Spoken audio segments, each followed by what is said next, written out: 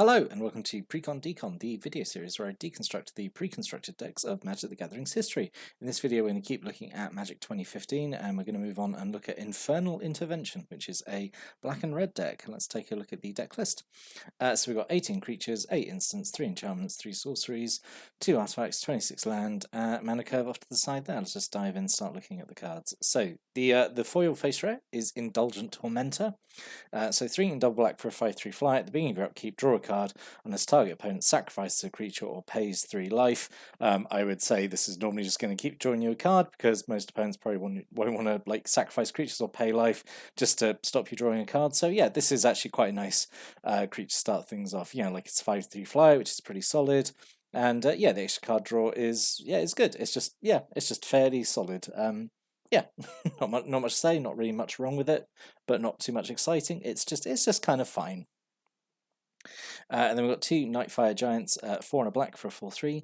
Gets +1/+1 as long as you control a mountain. So this is really cool. Actually, it's a so back in M13 there was like this cycle of creatures that if you had a land aligned with a different color, then they would get like like a +1/+1 bonus, and they would get like some ability, like an activated ability that used that color of mana. So in M13 it was what was it? It was going clockwise, the ability. So like no, was it? No, it was going anti-clockwise because like the blue creature had a white ability, the white creature had a green ability, and so on.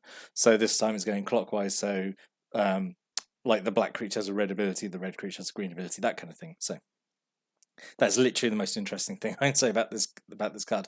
It also has an ability 4 and a red, does 2 damage to target creature or player. So this is okay, like as a mana sink, like 5 mana, like a repeatable shock effect, and yeah, say it becomes like a 5/4 for like 5 mana. Yeah, this is not terrible. It's fine. A single Zoff Shade, 3 and a black for a 2/2. You can spend 2 and a black to give it +2/+2 slam turn. Yep, it's fine, just a shade, isn't it? Although weird that it's goes up by +2/+2 rather than the normal shade ability of +1/+1. It's fine. It's still a shade. You sink a load of black mana into it, and it becomes really strong. Yeah, it's fine. A single Gravedigger. We all know what Gravedigger does by now. 3 and a black for a 2/2. When it enters the battlefield, return a creature card from your graveyard to your hand. Yes, we all know and love Gravedigger. He's great. 2 Carrion Crow, 2 and a black for a 2/2 with flying, enters the battlefield tapped. Just a bad Winddrake, basically, isn't it? The downside, essentially, it just can't block for a turn, isn't it? Like the turn you play it, like that's not a terrible drawback. It gives you a bit of evasion. It's fine, I guess. 3 Typhoid Rats. This is really nice, actually, having 3 of these. Just 1 black mana for a 1/1 with Death Touch. Yep.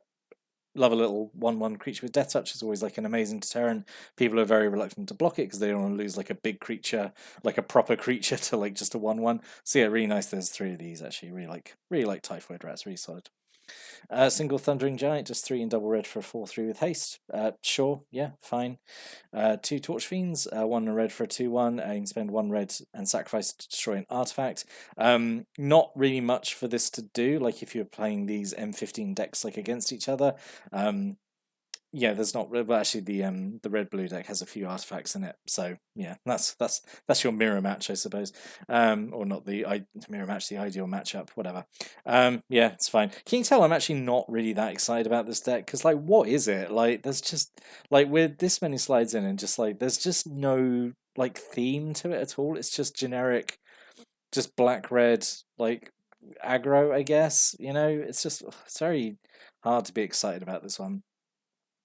Single Wall of Fire, 1 and double red for a 0/5 defender, and you spend 1 red to give it +1/+0 slam turn. Like again, like fine. And then 2 Goblin Rough Riders, 2 and a red for a 3/2, again fine. And then 2 Gargoyle Sentinels, 3 mana for a 3/3 with defender, but you need to pay 3 until end turn. Gargoyle Sentinel loses defender and gains flying. If there is a theme in this deck, it's that you have to pay mana for your creatures to actually become somewhat decent. Yeah, like, so now moving on to the non-creature spells. So the other end deck is Burning Anger, so 4 and a red. Or it goes on a creature. The enchanted creature has, tap. This creature deals damage equal to its power to target creature or player. Like, this is not dreadful, right? But things like you don't have like massively huge creatures in here. Like the biggest creatures are the Indulgent Tormentor and the Nightfire Giant, like naturally. I suppose you could sink a load of mana into like the Wall of Fire or the Zoff Shade to make them bigger. And then this could, you could use this as like a ping ability to do a bunch of damage, like kill off creatures or like just do a bunch of damage directly to your opponent. Yeah, it's like it's fine. It's just expensive. It's okay. Then we've got 2 Blast Fire Bolts, 5 and a red. Instant speed does 5 damage to target creature and destroy all equipment attached to that creature. Again, probably not much for this to do if you're playing the M15 decks against one each other, because like they just don't really have equipment in them. And it's just very expensive burn, like 5 damage. I mean, yeah, it has a potentially high ceiling, if you're playing against an opponent whose deck is using equipment, but if they don't, this is just incredibly overcosted. A single Cone of Flame, this is pretty good. 3 and 2 red, does 1 damage to target creature or player, 2 damage to another target creature or player, and 3 damage to a third target creature or player. So this is a really nice reprint. I think the last time this was around was 10th edition. So yeah, you just aim. The dream solution of this is obviously getting a 3-for-1, killing off like 3 creatures, or killing off 2 and doing like 3 damage to an opponent. So yeah, this is pretty solid burn, so I like this. 2 Heat Rays, just X and a red, do X damage to target creature instant speed. Again, like fine. That's just so much what this deck is. It's just like fine, isn't it? 2 Lightning Strikes, 1 in a red, does 3 damage to target creature player. Yep, Lightning Strike's great. So yeah, good that it's in here.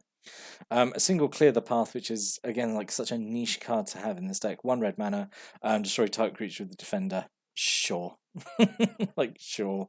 Yeah. I think this would be an easy cut immediately, just for burn that could be used more regularly.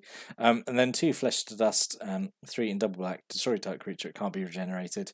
Again, fine. Expensive in my opinion, but I'm comparing it to Murder, which I don't think is a fair comparison because Murder is incredibly good, I think. A single Festagloom, 2 in a black, non-black creatures get -1/-1 till end turn. Sure, kill off a bunch of X1s or just make them generally weaker. Fine. A single Stab Wound, 2 in a black. Aura goes on a creature, gives -2/-2, and then at the beginning of upkeep on enchanted creatures and the upkeep of the enchanted creature controller, they lose 2 life. So this is actually fairly solid. I used to really like this aura back in like Ravnica days.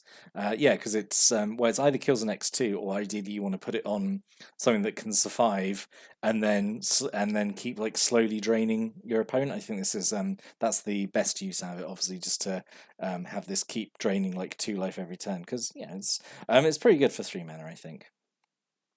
And then a single Caustic Tar, 4 and double black aura goes on a land, so super expensive, but the enchanted land has tap, target player loses 3 life, which is again like that's not nothing, just tap to lose 3. In an ideal world, I would like this to maybe be cheaper and the activate ability to have mana, so it's not like 6 mana waiting for it. Like you'd rather just play it and then play it earlier and have the ability sooner. But at least I guess at 6 mana you're casting it, you've hit 6 mana. You then maybe don't need the land as much. You've probably got excess land that this could go on, I guess, so you don't need it for mana, maybe. It's fine. And then 2 Profane Mementos, 1 mana artifact. Whenever a creature card is put into an opponent's graveyard from anywhere, you gain 1 life. So a tiny bit of life gain to go with. You got like obviously like a fair amount of removal in the deck. It's black-red. But yeah, it just gains you a bit of life whenever a creature dies, sure.